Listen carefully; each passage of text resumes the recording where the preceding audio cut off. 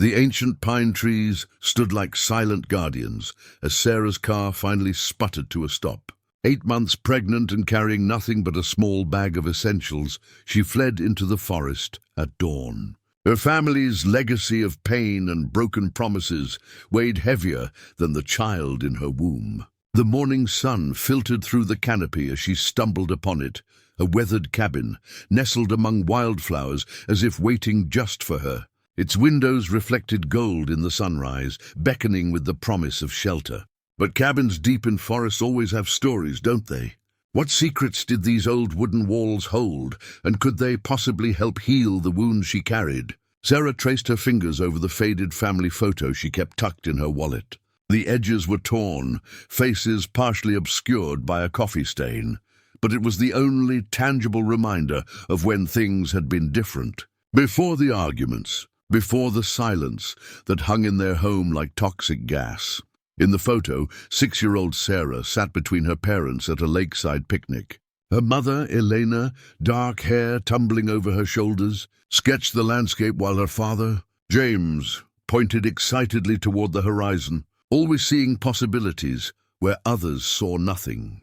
"You have your mother's eyes and your father's dreams," Grandma Rose used to say before she passed. What Rose never mentioned was that Sarah had also inherited the family burden, a legacy of hope repeatedly crushed under the weight of reality. Elena had been an artist with genuine talent, her landscapes and portraits capturing something ethereal that made viewers pause. James was the entrepreneur, always chasing the next big opportunity. "This one will change everything," he'd say, eyes bright with conviction. For a while, Sarah believed him. The financial collapse came when Sarah was 12. Her father's business venture imploded, taking their savings and home equity with it. Her mother's art studio was converted to a home office as Eleanor took administrative work. Their comfortable suburban home became a battlefield of accusation and resentment. Sarah retreated into books and solitary walks. The forest behind their downsized rental became her sanctuary. Between the trees, she could pretend the raised voices didn't exist, that her mother hadn't started keeping a wine bottle under the sink, that her father's eyes hadn't lost their light. High school brought Mark into her life, charming, confident Mark with his varsity jacket and easy smile. He noticed her sketching alone under the bleachers during lunch. "You're really good," he said. The first person to acknowledge her artistic inheritance in years. From that moment, Mark became her escape plan. His family was stable, his future secure, with a position in his father's construction company. When he kissed her after the junior prom, Sarah felt the first glimmer of possibility she'd known in years. "We're moving to Colorado," her father announced at dinner during her senior year. "A business partner has offered me a management position." Sarah looked at her mother, whose tight smile didn't reach her eyes.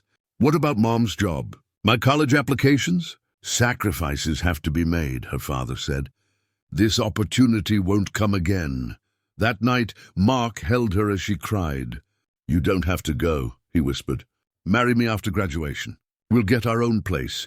It wasn't love as much as survival that made Sarah say yes. Her parents' objections, she was too young, she was throwing away her future, fell on deaf ears. They'd lost the right to guide her life when they'd failed to protect her from their own chaos. The courthouse wedding was brief, attended only by Mark's parents and a couple of his friends. Sarah wore a simple white dress from the mall, clutching a small bouquet of daisies. Her parents sent a card with a check that bounced. The apartment Mark's father helped them secure was small but new, with gleaming appliances and clean carpets. For the first few months, Sarah believed she'd made the right choice. Mark worked hard, brought her flowers on Fridays, and they talked about saving for a house. The first red flag appeared when Sarah mentioned community college art classes. Why waste money on that? Mark asked, genuinely puzzled. "You're not going to be a professional artist." "It's just something I enjoy," she explained.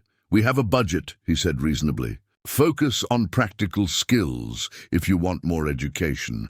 Sarah recognized the tone. Her father used it when dismissing her mother's artistic aspirations. She let the subject drop, but something cold settled in her stomach. More flags appeared. Mark tracked their spending meticulously, questioning her purchases. He suggested she limit visits with her few remaining high school friends, saying they were immature and going nowhere. When she got a part-time job at a local bookstore, he insisted her paycheck go into their joint account, which he managed. "I'm just better with money," he explained, with a kiss on her forehead. "You're too much like your mom. Creative types don't understand finances." Sarah felt the noose tightening, but told herself this was different from her parents. Mark never yelled. He never drank too much. He was building them a future. If she had to sacrifice some independence, wasn't that better than the chaos she'd escaped? But at night, she sometimes woke gasping, feeling like the walls were closing in, wondering if she'd simply traded one prison for another. Sarah twisted the wedding ring still on her finger as she cautiously circled the cabin's exterior. The worn path surrounding the structure suggested regular use despite the apparent abandonment. Wild strawberries and herbs grew in organized patches. Someone had gardened here recently. 5 years into her marriage, Sarah had perfected the art of walking on eggshells. Mark's control had grown so gradually she barely noticed until it encompassed her entire existence. First came the suggestions about her appearance. Longer hair because he liked it. More feminine clothes because they suited her better. Then the subtle isolation, moving to a suburb an hour from her friends, always finding reasons why dinner plans needed to be cancelled. "I just want to protect you," he'd say, holding her face in his hands. "You're too trusting. People will take advantage." By their 3rd anniversary, Sarah's world had shrunk to their house. Her online graphic design clients, approved by Mark, and carefully supervised social events with his colleagues and their wives. These women seemed content with their constrained lives, exchanging recipes and home decoration tips while their husbands discussed business in another room.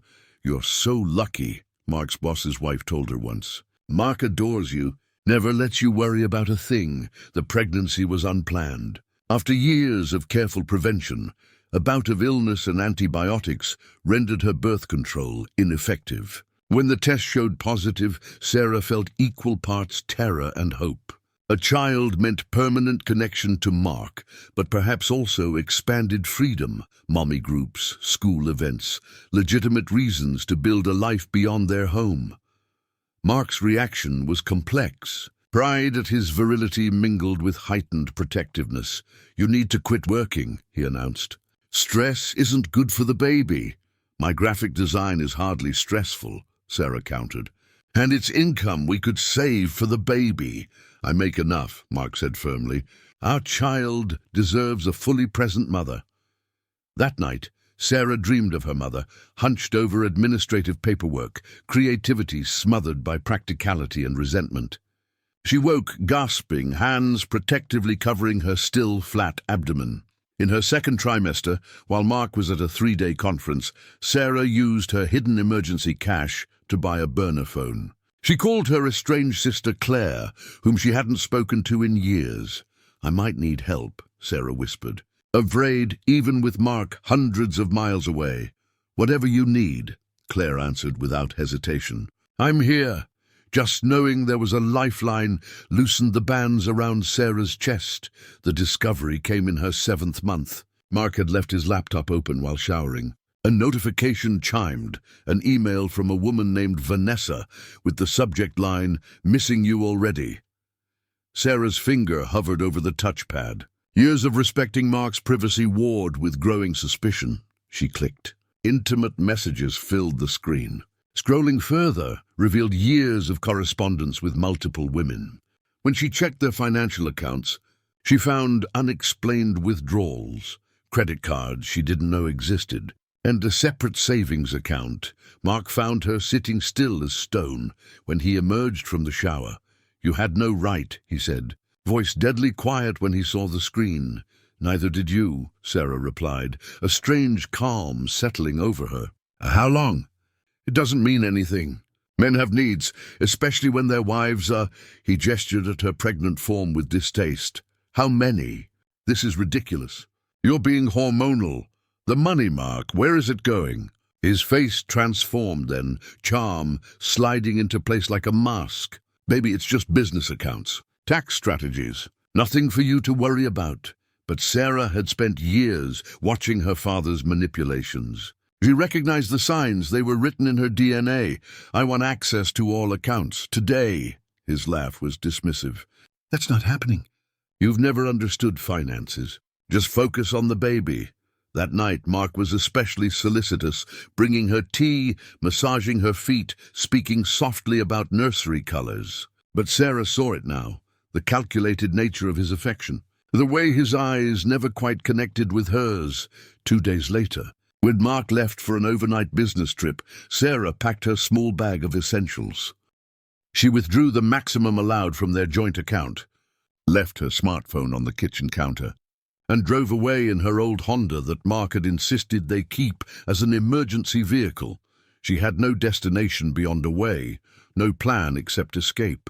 The baby kicked furiously as she drove, as if approving her decision to break the cycle. When the car finally gave out on the forest road, it felt like fate rather than misfortune.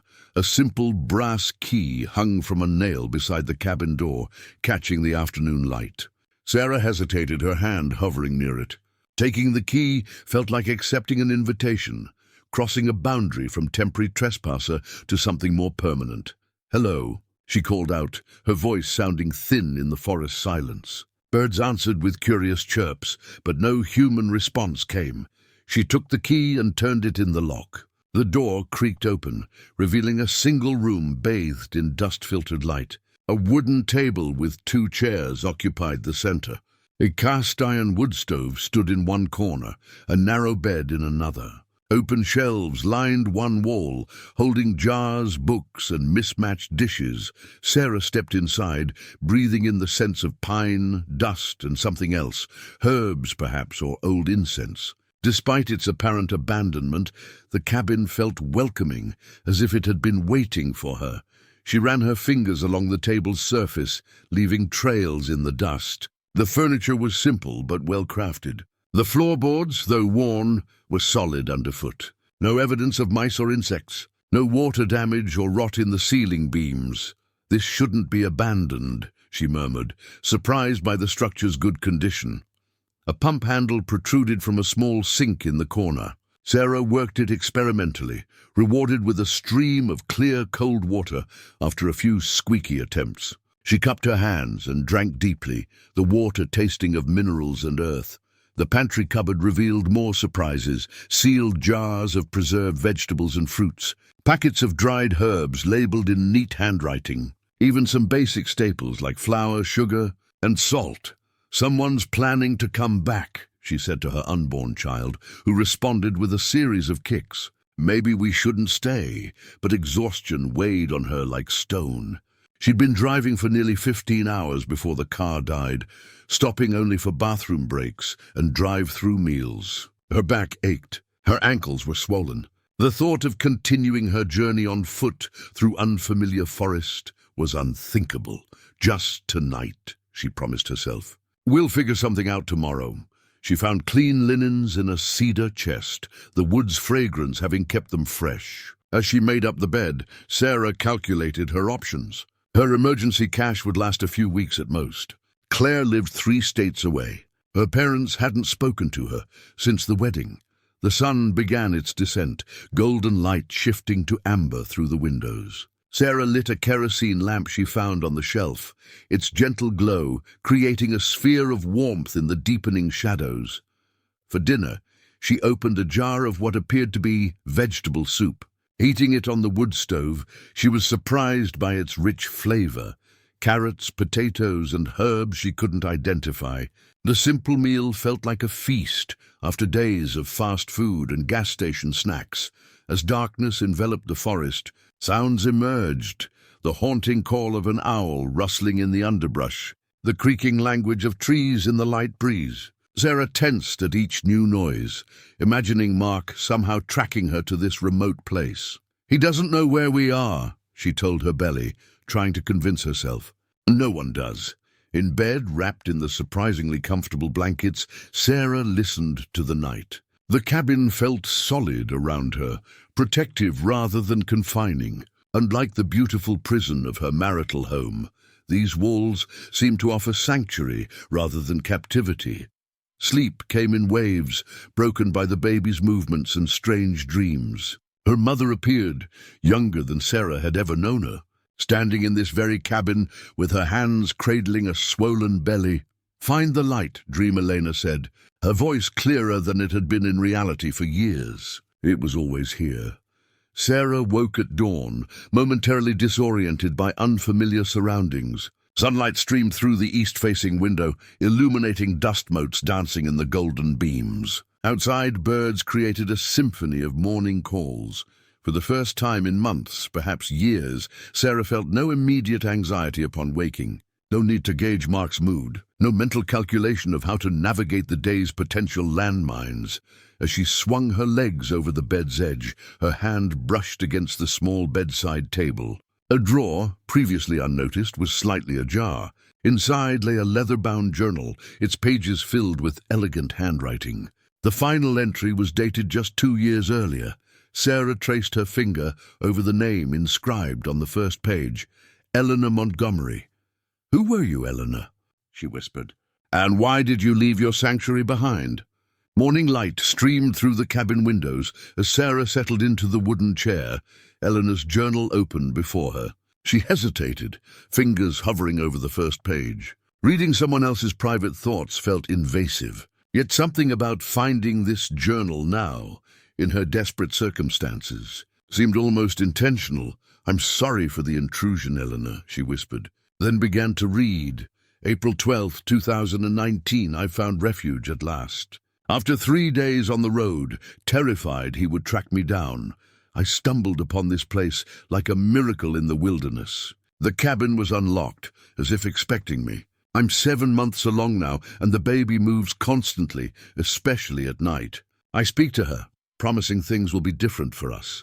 No man will ever control her the way Richard controlled me." Sarah's hand trembled as she turned the page. The parallels were uncanny. May 1st, 2019, the locals seem protective of this place. An old man named Thomas brings supplies once a week, asking no questions about my presence or condition. He simply nods when I thank him, saying only, "The cabin chooses who it needs." I thought it a quaint superstition until I found the box of baby clothes in the cedar chest, perfectly preserved garments. That must be decades old, Sarah glanced toward the chest she'd taken linens from. She hadn't explored its depths completely. May 15th, 2019, dreams here are different, vivid and strange. Women I've never met appear, showing me places in the forest, teaching me things about plants and birth. Always women with swollen bellies or infants in arms, always with the same knowing smile. Am I losing my mind from isolation, or is there something magical about this place? The baby kicked forcefully, making Sarah gasp. She placed her hand on her belly, feeling the firm press of a foot or elbow against her palm. June 3rd, 2019. I found the waterfall today, exactly where my dream guide showed me. Behind it, a shallow cave with walls covered in handprints, women's hands and tiny children's prints beside them. Names and dates carved nearby, some weathered to near invisibility. The earliest I could make out was 1879. The most recent only 3 years ago. I added mine today, feeling somehow that I was joining a sisterhood stretching back generations. Sarah felt a chill despite the warming room. She continued reading, increasingly engrossed as Eleanor documented her days at the cabin, describing plants she foraged, animals she observed, and her preparations for birth. The woman had an eye for detail and a lyrical way of expressing her observations. July 28th, 2019. The cabin provides. I know how insane that sounds, but there's no other explanation. 2 days ago, I worried about having enough clean cloths for the baby's arrival. This morning, I found a package on the porch. Soft cotton squares, a tiny hat, even a bottle of witch hazel I'd been wishing for. Thomas swears he didn't leave them. The nearest town is 20 miles away. August 10th, 2019. Birth came faster than expected. No time to reach help. The pain was transcendent, erasing all thoughts except the primal work before me. Yet I never felt alone. The cabin seemed to hold me, the walls absorbing my cries like a confidant. When my daughter finally slipped into the world, the first light of dawn broke through the window, bathing her in gold. I've named her Aurora, light after darkness. Sarah wiped tears from her cheeks, moved by Eleanor's words. Several more entries detailed the early weeks with baby Aurora, nursing challenges, sleepless nights, profound moments of connection. Then came the final entry, September 21st, 2019. We leave tomorrow. I've stayed longer than I should, cocooned in this sanctuary. But Aurora deserves more than hiding. I've found courage here I didn't know I possessed. The women in my dreams tell me it's time. Time to reclaim my life. Time to break the cycle that brought me here. I'll confront Richard not for vengeance but for freedom. For Aurora. To whoever finds this journal next, because the cabin will find you, sister. Behind the waterfall lies a place of power. Take what you need from it. Leave your mark. And when you're strong enough, continue the legacy of breaking chains. The entry ended there. No indication of what happened after Eleanor left. Did she confront her Richard? Did she find her freedom? A sharp knock at the door made Sarah jump, the journal tumbling to the floor. Her heart pounded as she froze, eyes fixed on the wooden door that suddenly seemed too fragile a barrier between her and the outside world. The knock came again, followed by a man's voice. "Hello, I know someone's in there." The smoke from the chimney. Sarah pressed her hand against her mouth, stifling a panicked sound. Had Mark found her already? Her eyes darted around the cabin, seeking a weapon, an escape route. The baby kicked frantically, responding to the surge of adrenaline coursing through her body. "I'm not here to cause trouble," the voice continued. "Just checking if you need anything." "The nights get cold up here." Footsteps circled the cabin. Sarah remained motionless, barely breathing, as they rounded to the window. She caught a glimpse of an elderly face peering in, weathered skin, white beard, kind eyes creased with concern. Not Mark. An old man. "Thomas?" Sarah remained frozen as the footsteps returned to the door. Her mind raced through options, none good. She couldn't run in her condition. Fighting was impossible. "I'm leaving some supplies on the porch," the man called, his voice gentle but carrying. "There's fresh bread, some eggs from my hens, and a jar of preserves. Take what you need." A pause followed, then the sound of something being set down. "Folks call me Thomas. I check on this place every week or so. Have for nearly 40 years now." Another pause. "No pressure to show yourself. The cabin has sheltered many who needed privacy, Thomas." The same name from Eleanor's journal. It couldn't be coincidence. Sarah inched toward the door, one protective hand on her belly. Curiosity battled fear as she peered through a crack in the curtains. The old man stood several paces back from the porch, as if deliberately giving space. He wore faded overalls and a flannel shirt despite the warm weather. His white beard was neatly trimmed, his posture straight despite his age, which Sarah guessed to be at least 70. Before she could reconsider, Sarah cracked open the door. "How did you know I was here?" Thomas's weathered face creased into a gentle smile. "The cabin has a way of letting me know when it's occupied." He gestured to a nearby pine. "Fresh branch under your car's leaking oil." Ground disturbed around the garden. Sarah opened the door wider, but remained in the threshold, blocking entry. "This is your cabin." He shook his head. "Not mine. Don't rightly know who owns it legally anymore. Original family died out or moved on decades ago. But the cabin..." He looked past her to the interior, his expression softening. "It has its purpose. You said it shelters people who need privacy, mostly women." His gaze dropped to her pregnant belly, then quickly back to her face. "Especially mothers-to-be." Sarah's mind flashed to Eleanor's journal, the women spanning generations who had sought refuge here. "Is that why you check on it? To help these women?" "My grandmother found shelter here back in the 30s. Might not exist myself otherwise." Thomas gestured to the basket he'd placed on the porch. "There's enough there for a few days. I'll come back Friday with more if you're still around." Sarah hesitated, then stepped onto the porch and took the basket. Thank you. No need for names or stories, Thomas assured her. But if you need medical help or anything urgent, my place is down the mountain. Follow the creek south for about a mile. Blue roof, can't miss it. Sarah nodded, overwhelmed by the unexpected kindness. One more thing. Thomas reached into his pocket and withdrew a small bundle wrapped in faded blue cloth. Found this last time I was up here. Seems like something you might need soon. Sarah unwrapped the bundle to find a handmade baby blanket, knitted in a complex pattern of soft cream wool. Worked into the design were subtle symbols, spirals, trees, stars. It's beautiful, she whispered, fingers tracing the patterns. Mabel made it. She's our local midwife and herbalist, known for her special blankets, he smiled. Curious thing is, I don't recall bringing it up here. Yet there it was, folded on the rocking chair last week. Sarah felt a strange, tingling sensation as she held the blanket. The cabin provides, she murmured, recalling Eleanor's words. Thomas's eyebrows rose slightly. You've been reading the journal, then? I'm sorry, I shouldn't have. He waved away her apology. Every woman who stays here reads the ones before. Adds her own story sometimes. It's part of the tradition. Do you know what happened to her? To Eleanor and her baby. A shadow crossed Thomas's face. Can't say I do. Some women keep in touch after they leave. Most don't. Their choice, always. Sarah clutched the blanket tighter. She mentioned a place behind the waterfall. Thomas nodded slowly. Sacred spot according to local law. Native people knew about it long before settlers came. Women have been leaving their marks there for generations. What makes it special? That's for each woman to discover herself. He turned to leave, then paused.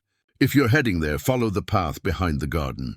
Listen for the water, and perhaps wait for Mabel to visit. She knows the old stories better than most.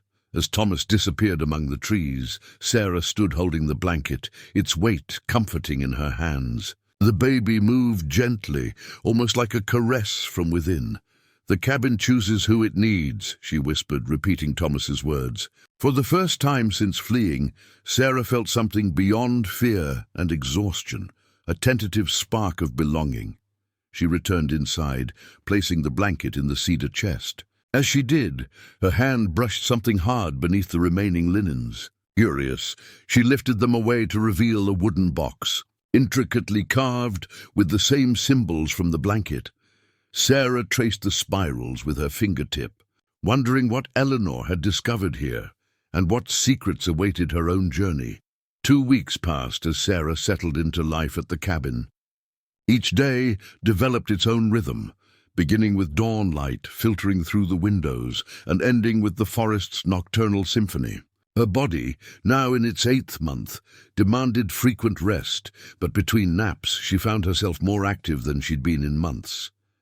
The garden became her first project. Years of watching her mother's abandoned artistic pursuits had taught Sarah the importance of creating something tangible. She cleared weeds from the herb beds, harvested what was ready, and planted seeds from packets she found in a kitchen drawer. These might not sprout before the baby comes, she told her rounded belly as she patted soil over carrot seeds. But it feels right to plant them anyway. A promise to the future. Eleanor's journal became her guidebook. Detailed entries about which plants grew best in which spots, when to harvest, how to preserve. Sarah followed these instructions, finding satisfaction in connecting to the woman who had walked this path before her. Thomas arrived faithfully every Friday with supplies, fresh bread, eggs, occasionally meat or fish. He never stayed long, but always asked if she needed anything specific for the following week. Sarah found herself looking forward to these brief interactions. Her only human contact in this new life. During her 3rd week at the cabin, Thomas brought an unexpected gift, a battery-operated radio. Thought you might like some company, he said, demonstrating how to catch the single station that reached this remote area. The evenings were hardest. As darkness gathered, Sarah's mind invariably turned to Mark. What was he doing? Had he reported her missing? Was he searching for her? The thought of him finding this sanctuary sent waves of panic through her body. The baby responding with agitated movements. One evening, unable to settle, Sarah retrieved her cell phone from the bottom of her bag. She hadn't turned it on since fleeing, afraid Mark might somehow track it. The battery would likely be dead anyway, she reasoned. But when she pressed the power button, the screen illuminated. Notifications flooded in. Dozens of missed calls and texts, most from Mark. Her finger hovered over the messages. Morbid curiosity battling with self-preservation. The most recent text from Mark read, "This disappearing act is getting old. When you're done with your tantrum, come home. We need to talk about the baby's future. No concern, no apology.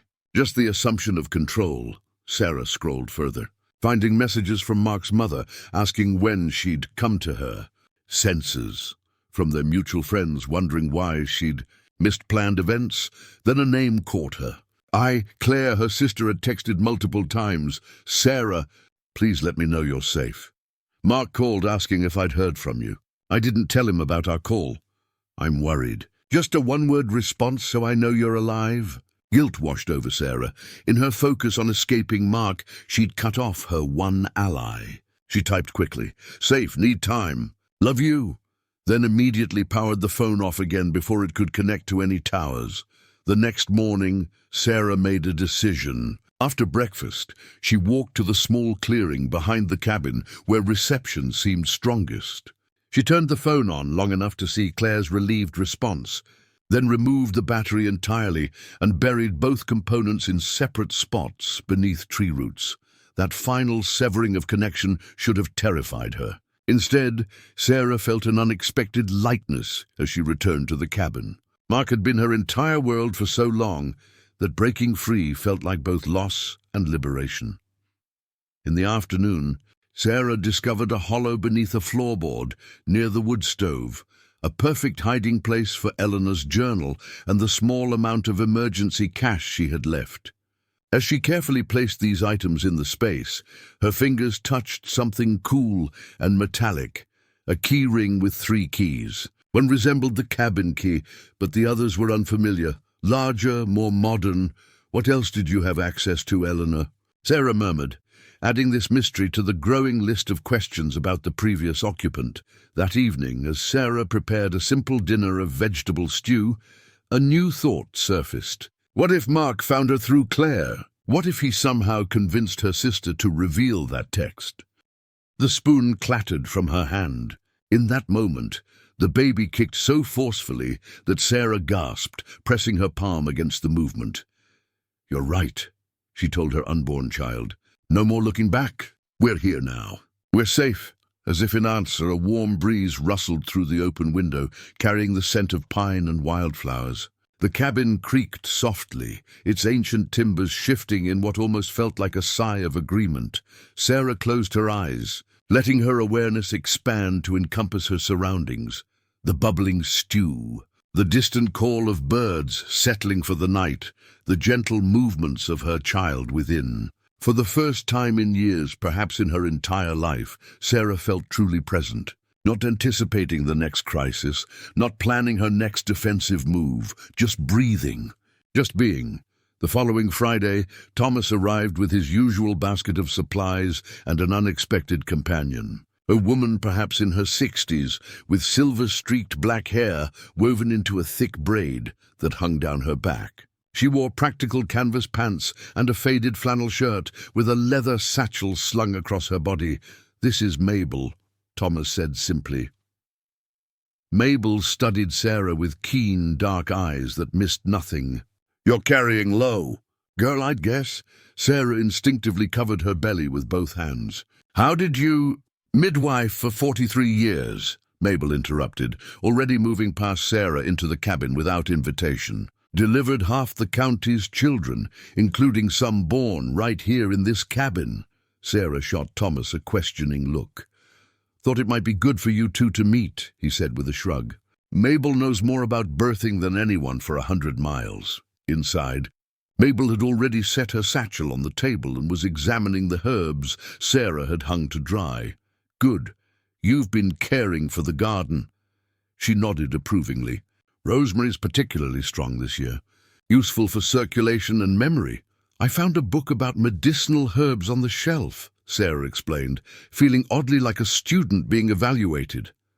Mabel glanced at the book. Decent information, but outdated. Real knowledge comes from practice. She turned to face Sarah directly. How far along? 33 weeks, I think. First baby? Sarah nodded.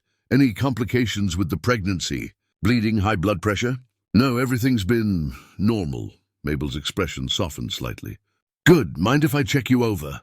Just the basics. Before Sarah could respond, Mabel was guiding her to sit, checking her pulse, examining her ankles for swelling, pressing experienced fingers along her abdomen to determine the baby's position.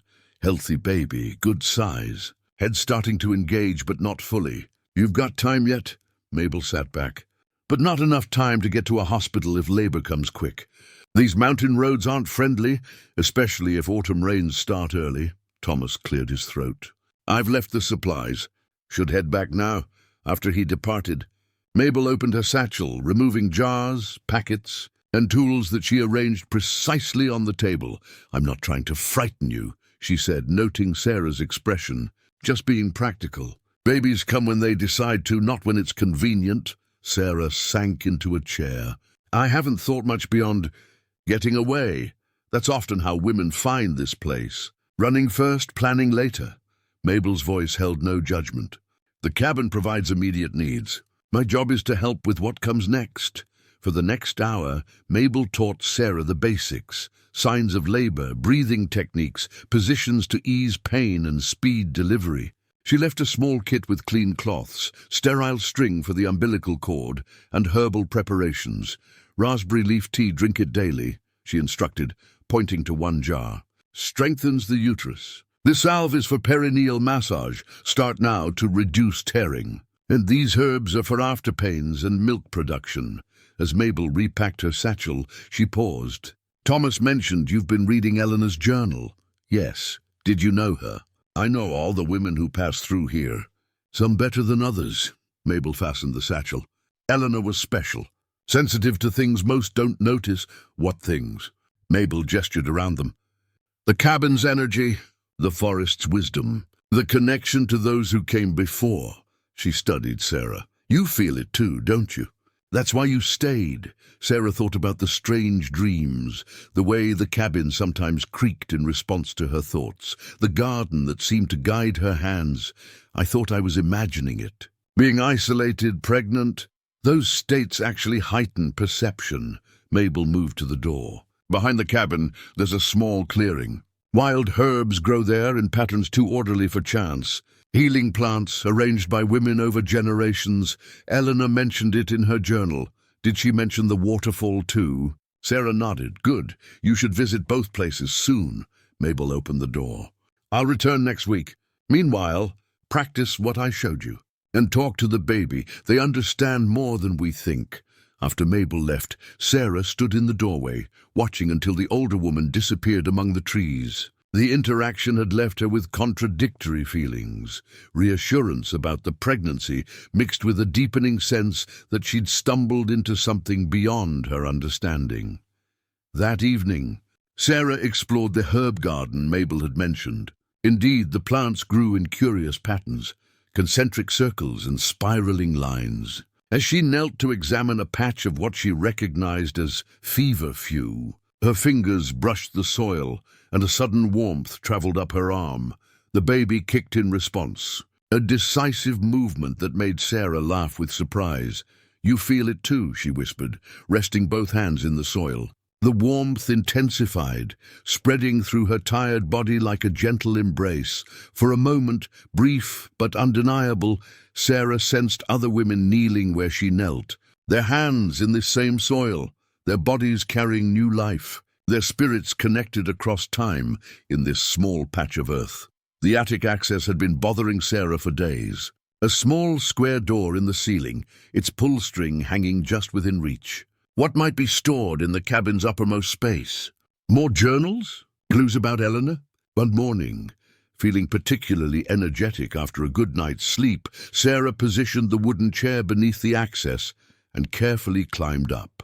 The string yielded to her gentle tug, and the door swung downward, releasing a ladder that unfolded with surprising grace for its apparent age.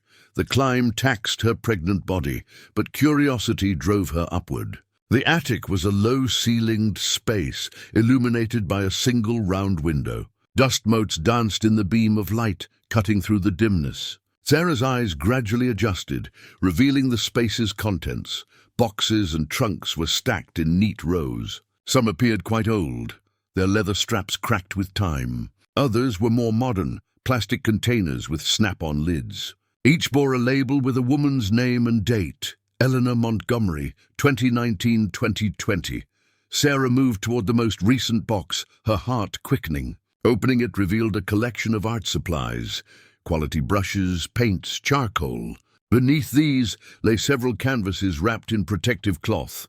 Unwrapping the first canvas, Sarah gasped. It was a portrait of the cabin, rendered in oils with remarkable skill. Morning light bathed the structure in golden hues, wildflowers blooming around its base. The perspective was from the garden, looking back, exactly the view Sarah enjoyed each morning while drinking her tea. The second canvas showed the waterfall, its colors capturing both the power and serenity of falling water. The third was different, an abstract piece with swirling blues and greens interspersed with dabs of gold light. The final canvas, larger than the others, was only partially complete.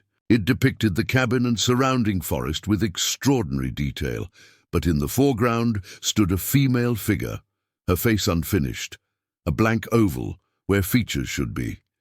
"Who were you meant to be?" Sarah whispered, tracing the outline with her finger. Something about the brushwork reminded Sarah of her mother's paintings from before the financial collapse, before the drinking started. Eleanor had possessed genuine talent that life's hardships had slowly extinguished. Sarah continued exploring the attic, finding more boxes with women's names. Some contained diaries, others held crafts, knitting, embroidery, even woodwork. Each represented a woman's time in the cabin, a piece of herself left behind. In a corner stood an easel, folded and dust-covered but otherwise in good condition. Sarah carried it down to the main room, along with Eleanor's box of supplies. The physical exertion felt good after weeks of cautious movement. That afternoon, Sarah set up the easel near the window where light was best. She arranged the brushes, examined the paints, many still usable despite being slightly dried. The blank canvas Eleanor had left untouched beckoned with possibility.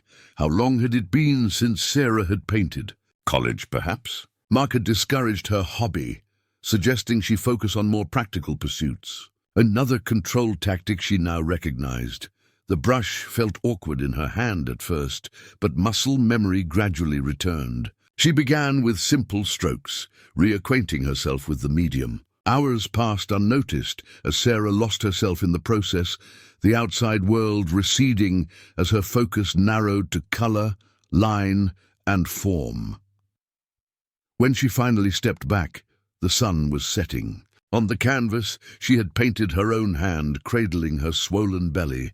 Just a beginning, but the proportions were good, the shading promising. For the first time in years, Sarah felt a spark of her old passion. At evening, Thomas arrived unexpectedly, his expression grave.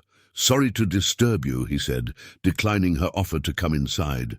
"Thought you should know. There's been a man in town asking questions, showing pictures of a pregnant woman." The air left Sarah's lungs in a rush. "What did he look like?" 30s, well-dressed, drove an expensive car, very insistent. Thomas's weathered face revealed concern. No one told him anything. Mountain folk mind their business, but he might not stop looking, Sarah finished. Thomas nodded. "Mabel suggested I warn you, said to tell you it might be time to visit the waterfall." After he left, Sarah paced the cabin, one hand pressing against her lower back where tension had gathered. Mark had traced her this far. It was only a matter of time before he expanded his search to the surrounding countryside. She glanced at her painting, at Eleanor's unfinished canvas, at the journal open on the table. The cabin had offered sanctuary, but perhaps it wasn't meant to be permanent. Perhaps, like Eleanor, she would need to find the courage to confront what she'd fled. In that moment, the baby shifted dramatically, a rolling movement that made Sarah pause mid-step. She placed both hands on her belly, feeling the strong kicks against her palms. "I know," she whispered. "We're not running anymore. But we need to be prepared."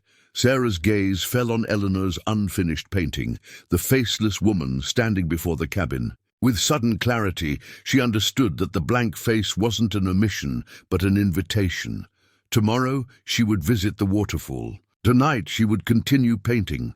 Dawn filtered through morning mist as Sarah set out toward the waterfall. In her pocket, she carried a folded paper, an old map she'd found tucked inside Eleanor's journal. Faded ink marked trails through the forest, with X's and symbols indicating special locations. The waterfall was marked with a curious spiral symbol. The path behind the cabin was narrow but well-worn, suggesting frequent use despite the cabin's apparent isolation. Sarah walked carefully, one hand supporting her lower back, the other occasionally steadying herself against tree trunks. The forest felt different today, more attentive somehow. Birds called overhead, but their songs seemed directed at her, alerting each other to her presence. Squirrels paused on branches to observe her passage. Even the trees seemed to bend slightly inward, creating a natural tunnel along the path. Sarah had never been particularly attuned to nature. Growing up in suburbs and later trapped in Mark's carefully manicured environment had distanced her from the wild. Now immersed in it daily, she was developing a sensitivity to subtle changes, the way sunlight shifted through leaves, how certain plants turned to follow the sun's path, the different qualities of silence that filled the forest at various times. The sound of water reached her before the sight, a distant rushing that gradually increased as she followed the path uphill. The climb was gentle but persistent, and Sarah paused frequently to catch her breath. Her pregnancy made every physical effort more demanding, yet she felt stronger than she had in months, her body responding to daily work and clean forest air. Cresting a small rise, Sarah suddenly faced the waterfall. It wasn't particularly large, perhaps 15 feet high, but its beauty was undeniable. Water cascaded over moss-covered rocks into a clear pool below, creating a constant shimmer of movement and light. Surrounding the pool, lush ferns and wildflowers grew in abundance, their colors intensified by the mist hanging in the air. Sarah approached the pool's edge, her shoes sinking slightly into the damp earth. According to Eleanor's journal, the cave should be behind the falling water. But from this angle, Sarah saw only solid rock. She circled the pool, studying the waterfall from different perspectives. On the far side, she noticed a narrow ledge running behind the curtain of water. It would require careful navigation, a daunting prospect in her condition, but appeared passable. Taking a deep breath, Sarah began edging along the ledge. The roar of falling water filled her ears as spray dampened her clothes. One cautious step after another, her back pressed against wet stone. She made her way behind the waterfall. The ledge widened into a small alcove.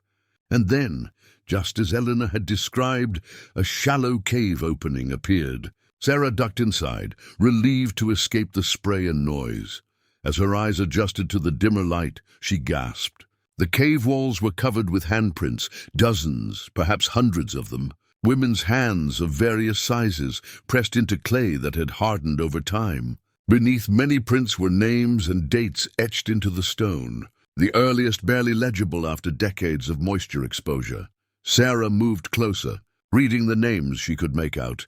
Elizabeth Harmon, 1879, Josephine Miller, 1912, Ruth Cohen, 1933. The dates continued through the decades, telling a silent story of women who had found this place, each leaving her mark. The most recent handprint had Eleanor Montgomery, 2019, carved beneath it. Sarah placed her palm against Eleanor's imprint, finding it slightly smaller than her own hand. Next to the handprints were smaller impressions, tiny hands and feet. Babies born in the cabin, brought here by their mothers to leave their marks before departing.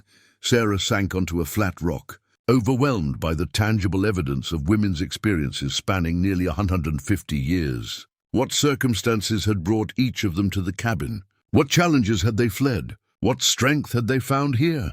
As she contemplated these questions, Sarah noticed something glinting in a crevice near Eleanor's handprint. She reached carefully, extracting a small object, a crystal, and remarkable at first glance, but strangely warm to the touch, despite the cave's coolness when she closed her hand around it. Sarah felt a subtle vibration and a sense of calm washing through her.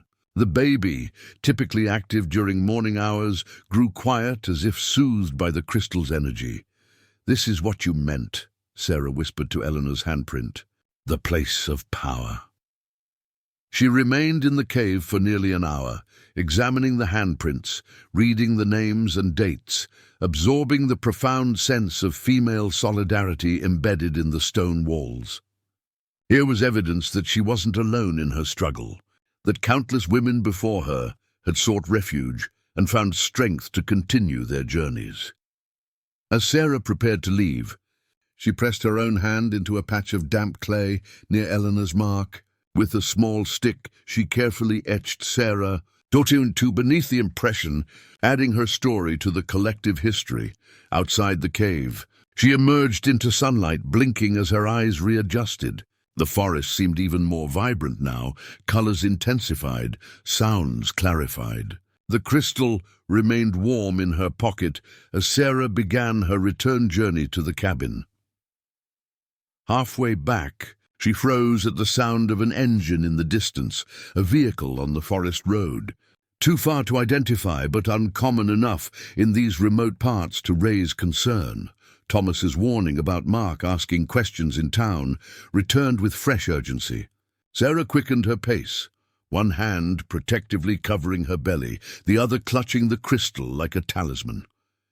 Sarah reached the cabin breathless, her heart pounding from exertion and fear. She secured the door and moved to the window, scanning the forest edge for any sign of movement. Nothing but swaying trees and the occasional bird. Still, the sound of the engine lingered in her memory, a harsh intrusion into her sanctuary. The crystal from the cave remained clutched in her palm, its warmth seemingly pulsing in rhythm with her heartbeat. She opened her hand to examine it more closely. Not particularly large or remarkable, an ordinary quartz crystal to casual observation. Yet when she held it, a sense of calm gradually replaced her panic. Sarah placed the crystal on the table and sank into a chair, her legs trembling from the hurried return journey. The baby shifted restlessly, responding to her elevated heart rate and adrenaline. "We're okay," she murmured, stroking her belly in soothing circles. "Just being cautious."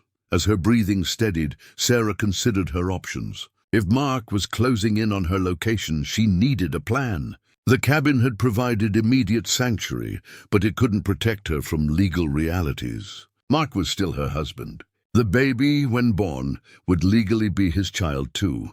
What documentation did she have? No prenatal records in her name here. No legal claim to this property.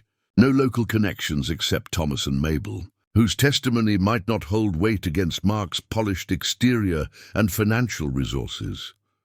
The crystal caught the afternoon light, refracting it in unexpected patterns across the cabin walls. Sarah picked it up again, its familiar warmth spreading through her fingers. "What would you do, Eleanor?"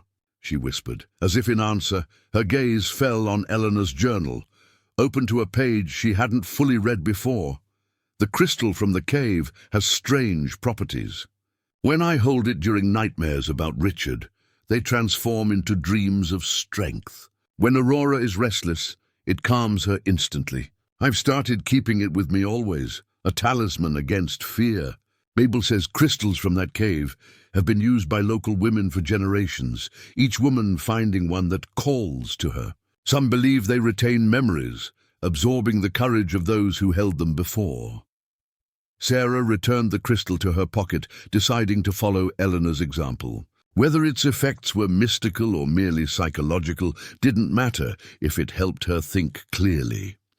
The remainder of the day passed in heightened alertness. Sarah prepared for potential confrontation, gathering important items in one place, reviewing possible escape routes, rehearsing what she might say if Mark appeared. The planning helped channel her anxiety into productive action. By evening, when no one had appeared, Sarah allowed herself to relax slightly.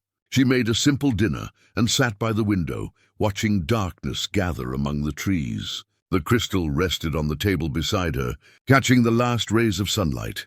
A soft knock at the door made her jump.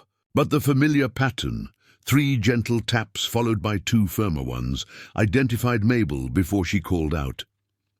"Just me." With some evening tea, Sarah opened the door to find the older woman holding a steaming thermos and a cloth-wrapped bundle. Mabel's sharp eyes assessed Sarah immediately. "You've been to the waterfall," she stated, setting her offerings on the table. "How did you know?" Mabel nodded toward the crystal. "You found your stone." "My stone?" "Each woman who needs the cave's strength finds the crystal meant for her." Mabel unwrapped the bundle, revealing fresh bread and cheese. "Eat, you missed lunch, I'd guess." Sarah didn't question how Mabel knew this detail. In the weeks since their first meeting, she'd grown accustomed to the older woman's uncanny perceptions. As they shared the food, Mabel explained more about the local history, how the land had once belonged to her ancestors, members of the Shoshone tribe, who considered the waterfall and cave sacred women's spaces long before settlers arrived. "My great-great-grandmother was the first to welcome a white woman to the cabin," Mabel said, "a widow fleeing abuse with 2 small children. Since then, the tradition has continued, women helping women, regardless of origin." "I felt them there," Sarah admitted. "All those women?" Mabel nodded. "The handprints hold memories. The crystals, too." As twilight deepened outside, Mabel turned to practical matters. "Thomas mentioned someone's been asking about you. Did you recognize the description?" "It sounds like my husband." "I thought as much." "What will you do when he finds you?" "Because determined men usually do." The question hung in the air between them, demanding an answer Sarah didn't have. "I don't know," she finally admitted. "Run again." Mabel shook her head. "Running only works for so long.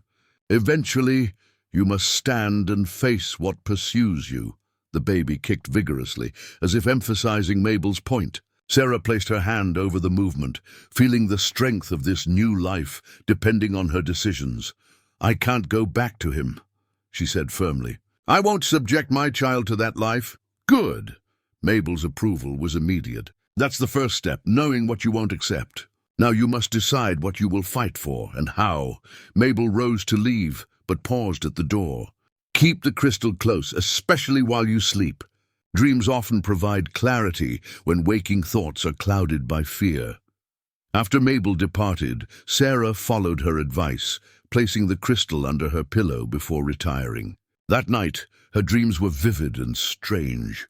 Women from different eras gathering in the cabin, sharing knowledge, preparing for battles both physical and spiritual. Their faces shifting and changing, but their eyes always reflecting the same determined light.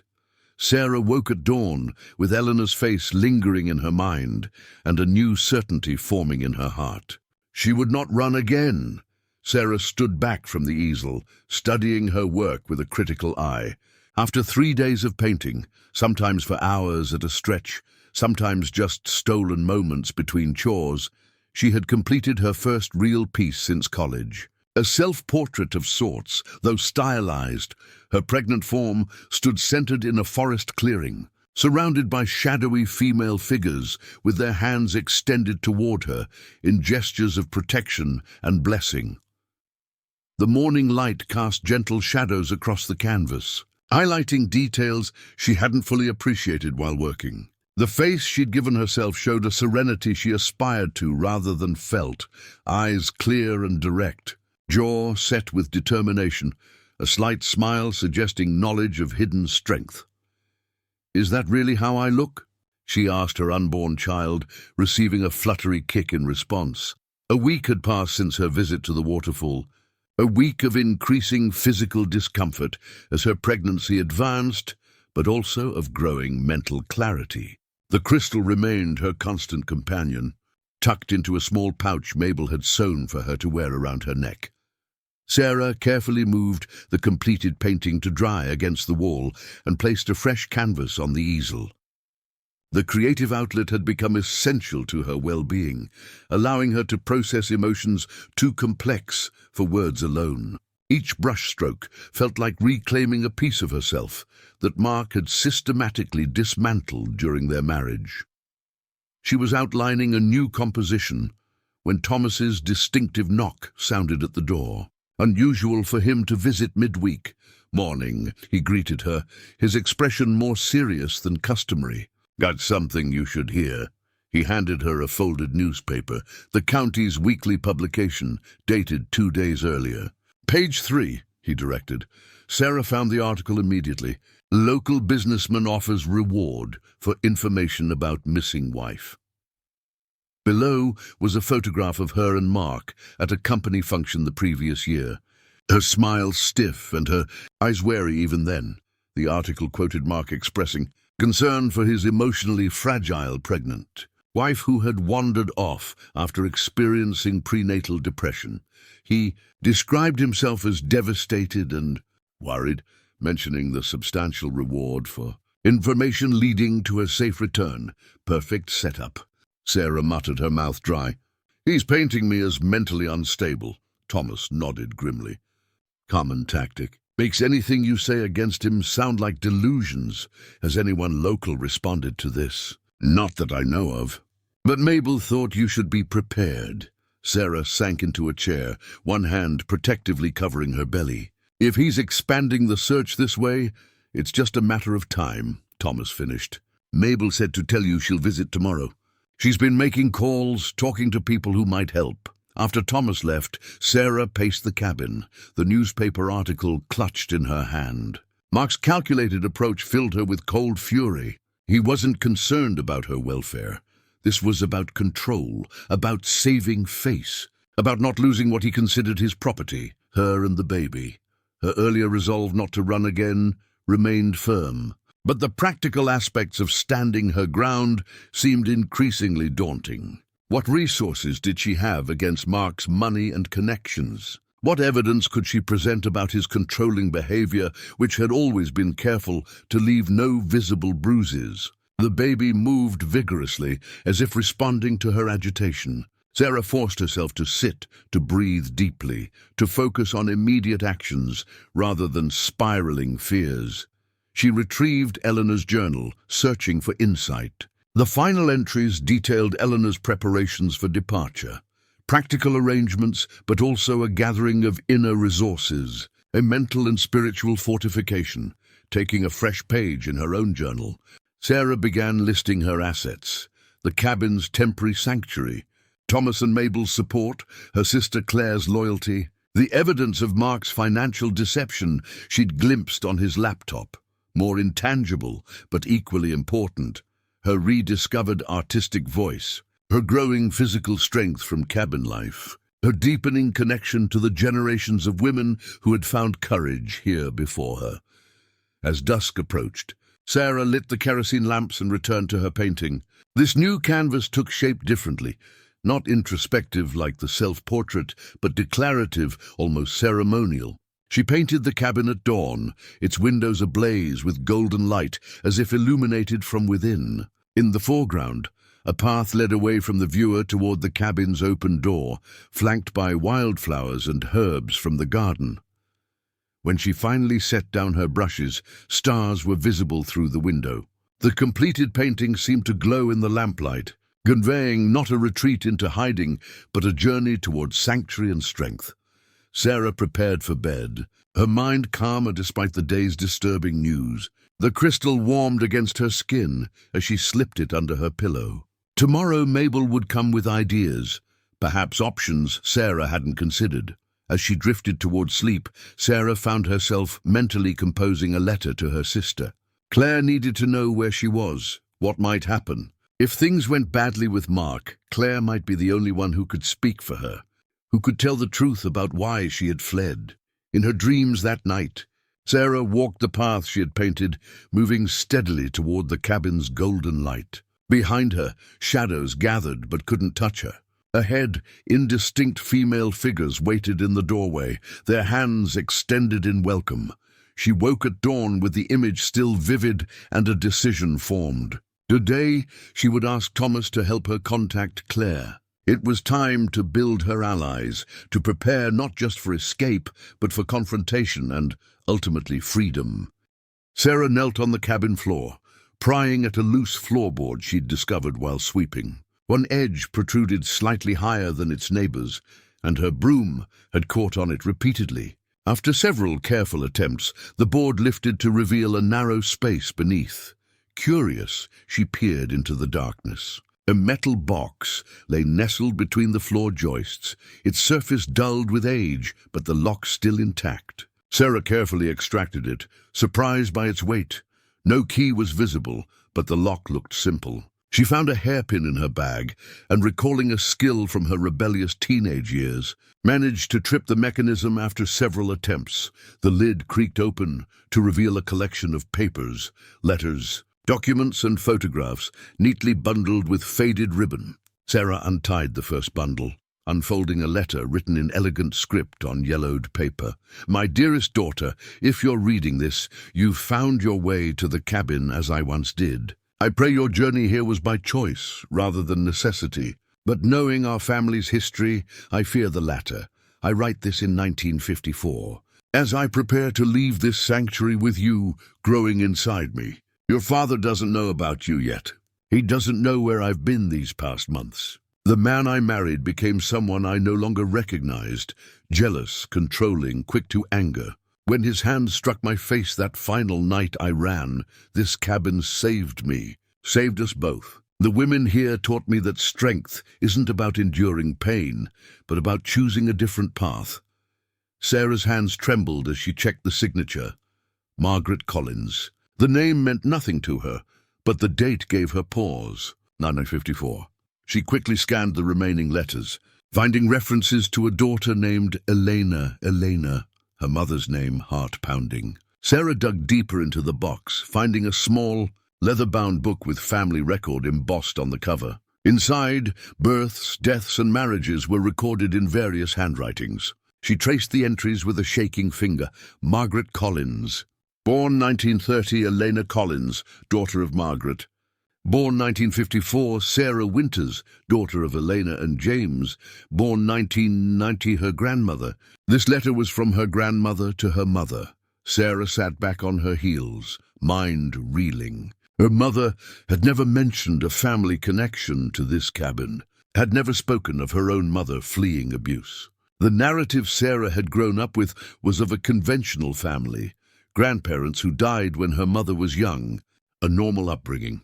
Returning to the box, Sarah found a photograph, a young woman standing proudly before the cabin, her hand resting on a visibly pregnant belly. Her face, a younger version of the grandmother Sarah vaguely remembered from early childhood. Another document caught her eye, a deed to the property, dating from 1902, transferring ownership to the Collins women and their descendants in perpetuity. Legal language followed, establishing what appeared to be an early version of a trust to maintain the cabin as a sanctuary. Sarah's head spun with implications. If this deed was legitimate, the cabin wasn't abandoned at all. It legally belonged to her family. To her, more letters revealed the story piece by piece. Her great-great-grandmother Josephine Collins had been the first of their family to find refuge at the cabin in 1902, guided there by a local Shoshone woman after fleeing an abusive husband. Josephine had eventually purchased the property, establishing it as a haven for women in similar circumstances. Generation after generation, Collins women had returned to the cabin when needed. Some, like Josephine, stayed permanently. Others, like Margaret, found healing and moved on. The family trust had apparently maintained the property, with local caretakers like Thomas's family helping across decades. But why had Sarah's mother never told her? Why keep this legacy, this literal sanctuary, a secret? The final letter in the box provided a clue. Dated 1975, written by Margaret to Eleanor. "My darling daughter, I've respected your wish to separate yourself from our family history. Perhaps the memories of your childhood are too painful, too entangled with my own failed marriage after we left the cabin. I understand your desire to build a normal life with James, to believe in the possibility of happiness I couldn't find. But the cabin remains in your name, part of the Collins Trust. Someday you may need it, or if not you, perhaps your children. Some cycles are difficult to break. Keep this key even if you never use it. With eternal love, your mother. Enclosed with the letter was a small brass key, identical to the one Sarah had found hanging beside the cabin door. Sarah gathered the documents with trembling hands, her mind struggling to process this revelation. Her mother had known about the cabin all along, had chosen to return to her abusive husband rather than accepting the sanctuary her own mother had found here. Had hidden this legacy from Sarah, perhaps out of shame, perhaps from a desperate belief that her own marriage could be different from the pattern. Yet somehow, when Sarah had needed escape the most, she had found her way here, to the very place generations of her family had sought refuge. Coincidence, or something more inexplicable? The baby kicked forcefully, as if responding to the discovery of this heritage. Sarah placed her hand on her belly, a strange sense of connection flowing through her, not just to her unborn child, but to the lineage of women whose blood ran in both their veins. "We're home," she whispered. "We were always meant to find our way back here." The documents from beneath the floorboard lay spread across the cabin table as Sarah tried to organize the fragments of her newly discovered family history. She'd created a crude family tree on a blank page of her journal, connecting names and dates, noting which women had sought refuge at the cabin and when. A pattern emerged that sent chills down her spine. Roughly every other generation, a Collins woman had fled to the cabin while pregnant. The circumstances varied in detail, but shared the same core: escape from controlling or abusive relationships, pregnancy as either vulnerability or catalyst, the cabin as sanctuary. Sarah was still absorbed in this task when Mabel arrived for her scheduled visit. "You found them," Mabel said simply, glancing at the papers. Not a question, but a statement of fact. Sarah looked up sharply. "You knew about my connection to this place." Mabel set down her midwife's bag and took a seat at the table. "I suspected. The resemblance between you and Margaret is striking. When Thomas first described you, I wondered. When I met you, I was almost certain. Why didn't you say anything?" "Some discoveries need to happen in their own time." Mabel picked up a photograph of Margaret. "Your grandmother was strong-willed. Came here in winter, 7 months pregnant, determined to break free from your grandfather's control. You knew her. I was just a girl then, but yes. My mother was the midwife who delivered Elena, your mother." Mabel's weathered face softened with memory.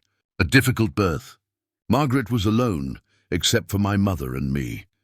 Sarah struggled to reconcile this new information with the sanitized family history she'd been told. "My mother never mentioned any of this. She told me her parents died in a car accident when she was young. In a way, perhaps they did, to her. Margaret left your grandfather for good after staying here. Raised Elena alone until she remarried years later. Your mother was about 10 when Margaret died of pneumonia. And my grandfather fought for custody initially, then disappeared from their lives. Last I heard, he died drinking himself to oblivion in Nevada sometime in the 60s. The parallels to Sarah's own situation were uncomfortably clear. So my mother knew about this place. She inherited it. But she never told me. Elena visited once as a teenager. Seemed uncomfortable with the history, eager to leave. She had ideas about creating a normal life. Husband, house in the suburbs, conventional happiness. Mabel's tone carried no judgment. Many survivors of difficult childhoods crave what they perceive as normalcy. Sarah thought of her mother's desperate attempts to maintain appearances during her father's business failures, her refusal to acknowledge problems, her gradual retreat into alcohol. She wanted so badly to believe her marriage could work. The hardest cycle to break is the one we don't recognize we're in. Mabel reached across the table to touch Sarah's hand. "But you did recognize it. You left before it destroyed you. only to discover I'm repeating a family pattern going back generations, not repeating, reclaiming. Mabel gestured to the documents. Each woman here made her own choice. Some returned to their partners. Some started fresh elsewhere. Some stayed and made the cabin their permanent home. The pattern isn't in their circumstances, but in their courage. Sarah considered this perspective. Did you know Eleanor too? Was she connected to my family? Mabel hesitated, something flickering across her expression. Eleanor Montgomery is your mother's first cousin. Your mothers were closest children before your family moved away. The revelation stunned Sarah. Eleanor is my cousin? She never mentioned that in her journal. Her journal wasn't meant for you specifically. She didn't know another Collins woman would find the cabin so soon after her. Sarah's mind raced to connect these new pieces. What happened to Eleanor and Aurora? Did they return to Richard? No, Mabel's voice was firm. Eleanor followed a different path. She confronted Richard with evidence of his financial crimes, negotiated a settlement that secured Aurora's future, and moved to Oregon to start fresh. She sends postcards occasionally. Aurora is thriving. Relief flooded Sarah at this news. She found her way forward. As will you. Mabel reached into her bag and withdrew a cell phone. Not Sarah's buried device, but a prepaid model. This is secure. Use it to call your sister. Tell her where you are. The women in your family have faced these challenges alone for too long. Sarah took the phone, its weight substantial in her palm. Claire and I haven't been close since I married Mark. Another common tactic, isolating you from family. Break that pattern first. Mabel stood to leave.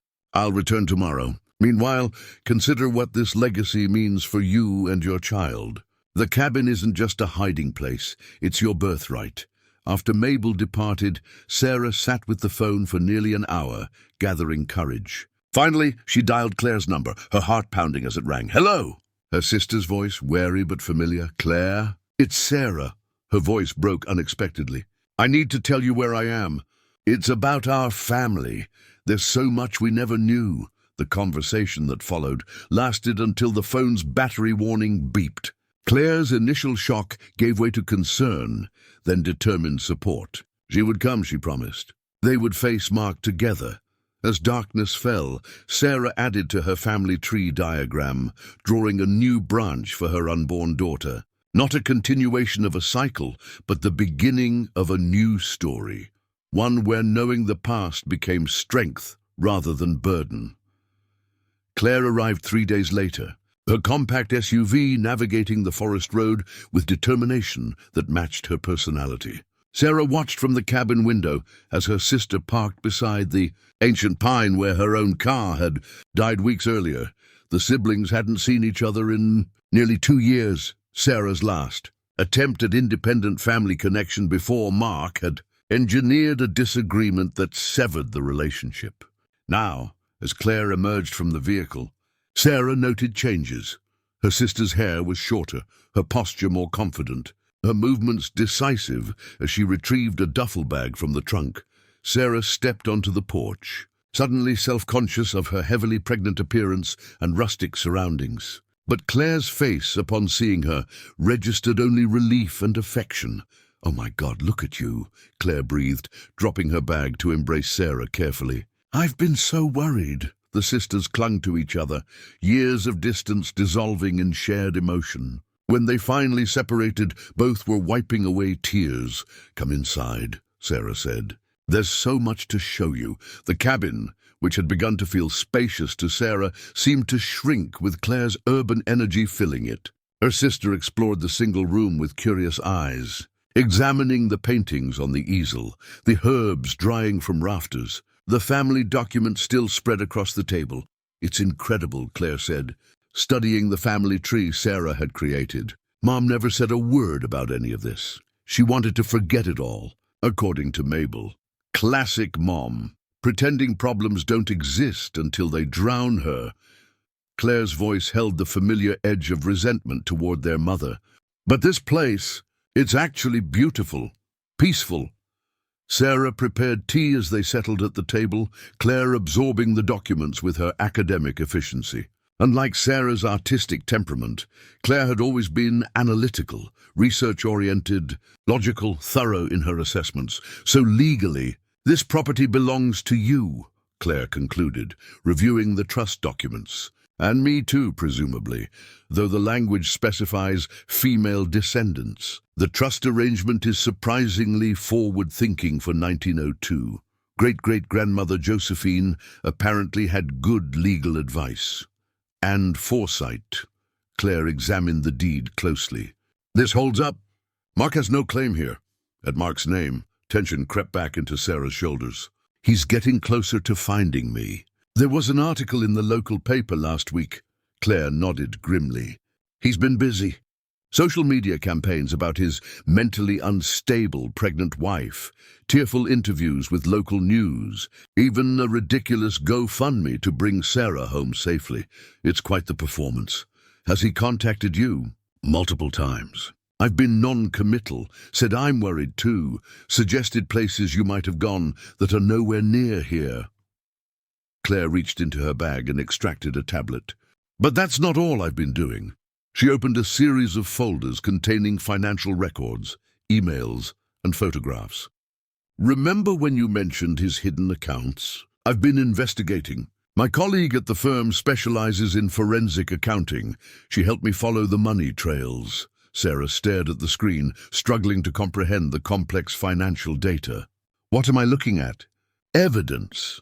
Claire's voice took on its professional edge. She worked as a paralegal for a law firm specializing in divorce cases. Mark has been systematically diverting company funds into personal accounts for years. Classic embezzlement pattern. He's also been conducting business with restricted entities, companies under international sanctions. How did you get this information? Claire's smile was tight. Let's just say some of his passwords weren't as secure as he thought. And his executive assistant was surprisingly helpful when I explained the situation. Apparently, she's had concerns for a while. The implications were staggering. This could ruin him. That's the idea. Mutually assured destruction. Claire squeezed Sarah's hand. If he exposes you as an unstable wife, you expose him as a criminal. He has far more to lose. Sarah's mind raced, seeing both opportunity and danger. Blackmail is illegal. We're not blackmailing him, we're preparing a defense. These documents only become public if he forces our hand. Claire's expression softened. But first I want you to consider what you actually want, Sarah. Do you want divorce? Shared custody? A complete break? The questions hit Sarah with unexpected force. She'd been so focused on immediate escape and survival that longer-term decisions remained nebulous. I want freedom, she said finally, for me and my baby. I want no claim from him, no rights, no connection. Claire nodded. That's possible, but it won't be simple. We'll need leverage, documentation, witnesses to his controlling behavior. The financial crimes aren't enough. They help, but domestic cases get complicated. Judges are reluctant to completely sever parental rights without extreme circumstances. Sarah felt the weight of reality pressing down. Legal battles, court appearances, public scrutiny. Everything she'd fled. There's something else I brought you, Claire said, reaching into her bag again. She withdrew a small velvet pouch and handed it to Sarah. Mom sent this. She's not well, Sarah. Cancer diagnosed last month, terminal. Sarah opened the pouch with trembling fingers. Inside was a silver ring set with a small, deep blue stone. She recognized it immediately from childhood, the ring her mother always wore, but never explained. She wants you to have it now, Claire continued.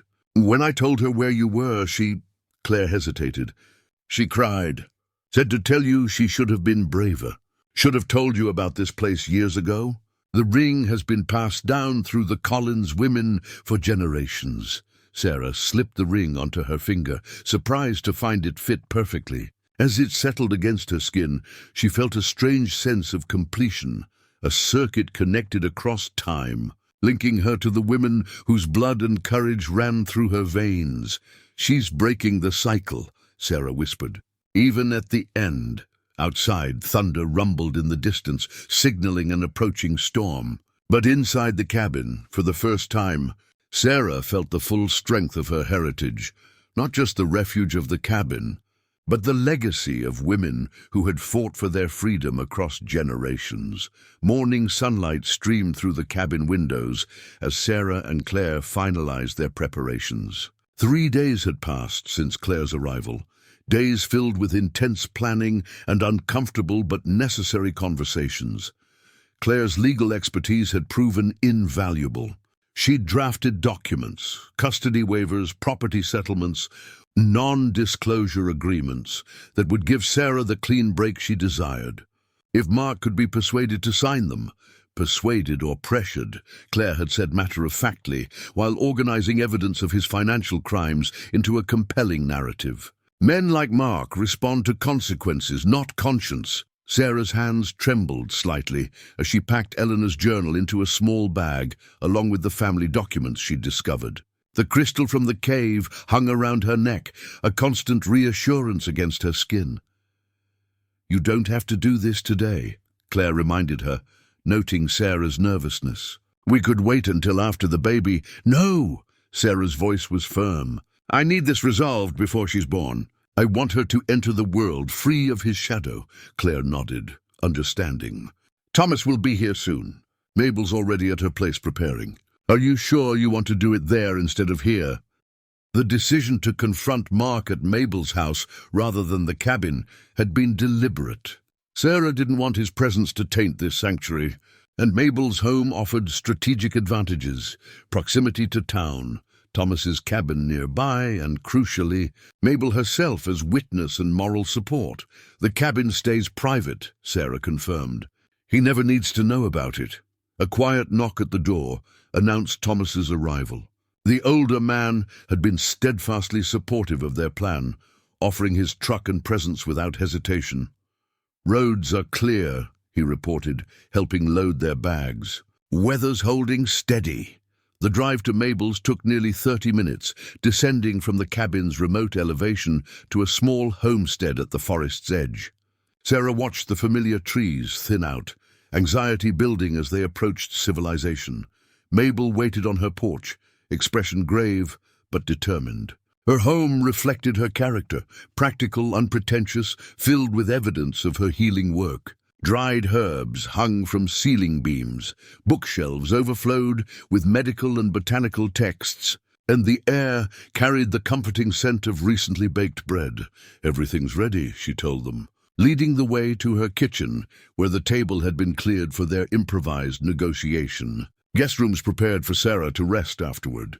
They reviewed the plan one final time. Claire would make the call, informing Mark she had information about Sarah's whereabouts. Thomas would remain outside as lookout and security. Mabel would stay with Sarah, providing both witness and medical supervision if needed. "He'll be angry," Sarah warned, absently stroking her belly where the baby moved restlessly. "He controls it well in public, but when challenges arise, let him be angry," Mabel said calmly. Placing a small object on the table, a protection amulet she had crafted, its leather wrapping adorned with symbolic beadwork. "This house has sheltered many confrontations. Its walls have absorbed worse than a man's temper." Sarah picked up the amulet, feeling its weight, heavier than its size suggested. "What's inside?" "Elements from the land, a stone from the waterfall cave, herbs from the cabin garden, thread from the blankets that will wrap your child." Mabel folded Sarah's fingers around it. "Carry it during the meeting. It connects you to your lineage when you need strength." Claire's phone rang, interrupting the moment. She answered, her professional mask sliding into place. "Yes, this is she." "That's correct. I have information regarding my sister's location." "No, I prefer to discuss it in person. I understand your concern, but these are my terms." She provided Mabel's address, then ended the call. "He's coming." "About an hour," he said. The wait stretched interminably. Sarah alternated between pacing and resting, her back aching from pregnancy and stress. Claire reviewed their documentation repeatedly. Thomas positioned himself on the front porch, ostensibly whittling but vigilantly watching the road. Mabel brewed calming tea and insisted Sarah eat something simple. Toast with honey, despite her protesting stomach. The baby needs strength, even if you don't feel hungry, she reminded her, when the sound of an approaching vehicle finally broke the tense silence. Sarah was seated at the kitchen table, the protection amulet in her pocket. Claire beside her with documents arranged precisely. Mabel stood nearby, her presence reassuring. "That'll be him," Thomas called from outside. "Black SUV, rental plates." Sarah took a deep breath, feeling the baby shift position. Her heart pounded painfully against her ribs, but beneath the fear lay a surprising bedrock of resolve.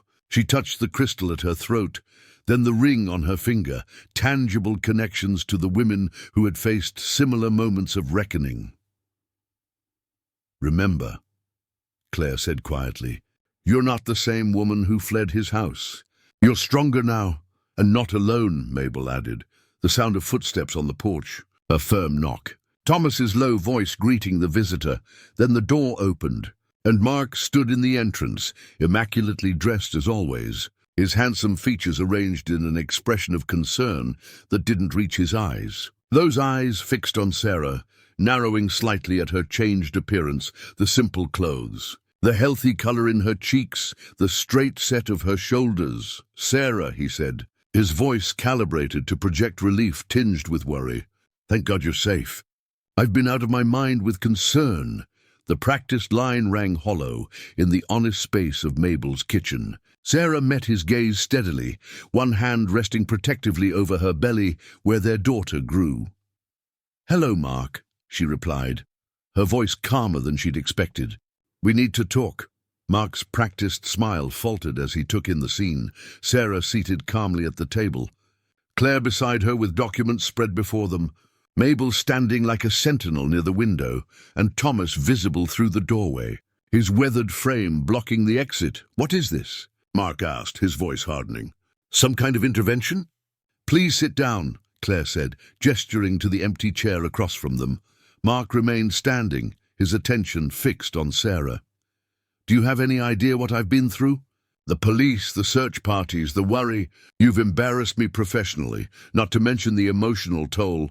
"Mark," Sarah interrupted quietly, "this isn't about you." Something flashed in his eyes, surprise, then irritation at being challenged. Sarah recognized the warning signs from years of careful navigation around his ego. "Clearly it's about me if you've assembled this jury." He gestured dismissively at Mabel and Thomas. "Who are these people? And what are you wearing? You look like you've joined some backwoods cult." Sarah ignored the barbs. "These are friends who've helped me during a difficult time. Please sit. We have things to discuss." Reluctantly, Mark took the seat, his posture rigid with controlled anger. Up close, Sarah could see the strain beneath his polished exterior, shadows under his eyes, tension lines around his mouth. The search had cost him, if only in pride and convenience.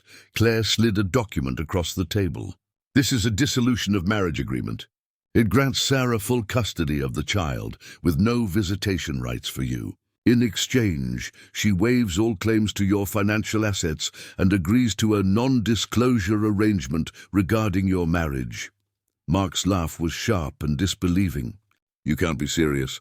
"No court would approve these terms. A father has rights. A father who genuinely cares about his child's well-being might," Claire agreed, her tone professional. "But a man who creates a hostile environment through psychological manipulation, financial control, and infidelity, his rights become more tenuous." Mark's facade cracked further. "This is absurd. Sarah, whatever stories you've been telling, I haven't told them anything they didn't observe themselves," Sarah said. "But that's not why we're here." Claire placed a second folder on the table. "This contains documentation of systematic financial irregularities within your company accounts. Wire transfers to restricted entities, tax discrepancies, embezzlement patterns." The color drained from Mark's face. "You had no right to access those records." "Perhaps not. But the SEC and Justice Department certainly do. They would find this information compelling." Claire's voice remained measured. "Sign the dissolution agreement, and these documents remain private." Mark's expression darkened. "You're blackmailing me. We're offering a mutually beneficial arrangement," Claire corrected. You maintain your reputation and avoid potential criminal charges. Sarah gains her freedom and a fresh start with her child. Mark turned to Sarah, switching tactics with the agility she knew all too well. His features softened, voice lowering to the intimate tone that had once made her heart race. Sarah, honey, this is crazy. Whatever you're going through, hormones, prenatal depression, we can get you help. Come home. We'll work through this together. I'm not coming home, Mark. Sarah held his gaze steadily. I'm already home. With these strangers? In the middle of nowhere. He reached across the table for her hand. Think about our baby. What kind of life can you provide without me? Sarah felt a powerful contraction grip her abdomen. She breathed through it silently, determined not to show weakness. A life of freedom, of truth, of love without conditions. On a midwife's salary? Mark scoffed, noticing Mabel's herbs and equipment. Be realistic. I have resources you don't know about. Sarah touched her grandmother's ring. And talents you dismissed. Mark's patience visibly thinned. Enough games. You're my wife, carrying my child. I'm not signing away my rights because you've had some emotional breakdown. Another contraction seized Sarah, stronger than the first. Mabel moved closer, her experienced eyes noting Sarah's quickened breathing. Your choice is simple, Claire interjected. Sign these papers or face the consequences of your financial activities becoming public. Your company would distance themselves immediately. Your investments would collapse. Your reputation, you vindictive bitch. Mark snarled, his mask slipping completely. You've always been jealous of our marriage, always tried to turn Sarah against me. Thomas stepped into the room, his presence a quiet warning. Mind your language in this house. Mark ignored him, focusing his anger on Sarah. Is this really what you want? To destroy everything we've built? To deprive our child of a father? The third contraction came harder, forcing Sarah to grip the table's edge. Mabel placed a steadying hand on her shoulder. What I want, Sarah managed, is to break the cycle. For myself and my daughter. Daughter? Something shifted in Mark's expression, a calculating look Sarah recognized with dread. So it's a girl. Sign the papers, Mark, Claire pressed. Or the financial documents go to the authorities today. Mark's jaw tightened as he weighed his options. A tense silence filled the kitchen, broken only by the ticking of Mabel's old clock and Sarah's carefully controlled breathing. Finally, he reached for the pen Claire offered. You'll regret this, he said, signing with angry strokes. When you're struggling alone, when reality sets in, you'll come crawling back. She won't be alone, Thomas said quietly. And she won't come back, Mabel added. Mark stood abruptly after signing the final page. Keep your threatening documents. Do what you want. But remember, Sarah, you chose this. As he turned to leave, Sarah felt a sudden gush of warm liquid between her legs. Mabel noticed immediately. Her water's broken, she announced. The baby's coming now. Mark hesitated in the doorway, conflicting emotions crossing his face. Concern, possessiveness, and ultimately detachment. Convenient timing, he said coldly. I assume I'm not welcome for the birth of my daughter. Our legal agreement begins immediately, Claire reminded him, gathering the signed documents. You've relinquished all rights. She's not your daughter anymore. With a final dark look at Sarah, Mark strode out. The sound of his vehicle starting, then diminishing as he drove away, marked the end of one chapter and the immediate beginning of another. The contractions are 5 minutes apart, Mabel said, helping Sarah to her feet. Been having them through the whole meeting, haven't you? Sarah nodded, finally allowing herself to grimace with pain. I didn't want to give him any advantage. Stubborn like your grandmother, Mabel approved, guiding her toward the prepared bedroom. The birth quilt is ready. As another contraction gripped her, Sarah felt an overwhelming rush of emotion, relief at Mark's departure colliding with the intensity of impending birth. Claire took her hand, Thomas fetched Mabel's supplies, and together they moved toward the bedroom where new life would enter the world. Outside, a brilliant sunset painted the sky in hues of gold and rose, the same colors Sarah had used in her painting of the cabin. the same light that had welcomed her when she first found sanctuary among the pines. 1 month had passed since Eleanor Clare Collins entered the world in Mabel's spare bedroom, her arrival marked by a fierce thunderstorm that broke the summer heat. Now mother and daughter sat on the cabin porch in the gentle September sunshine, Sarah cradling the infant as she nursed. The cabin had transformed subtly during these weeks, no longer just a sanctuary, but a home. Fresh curtains hung in the windows, colourful quilts adorned the bed, and Sarah's completed paintings lined one wall.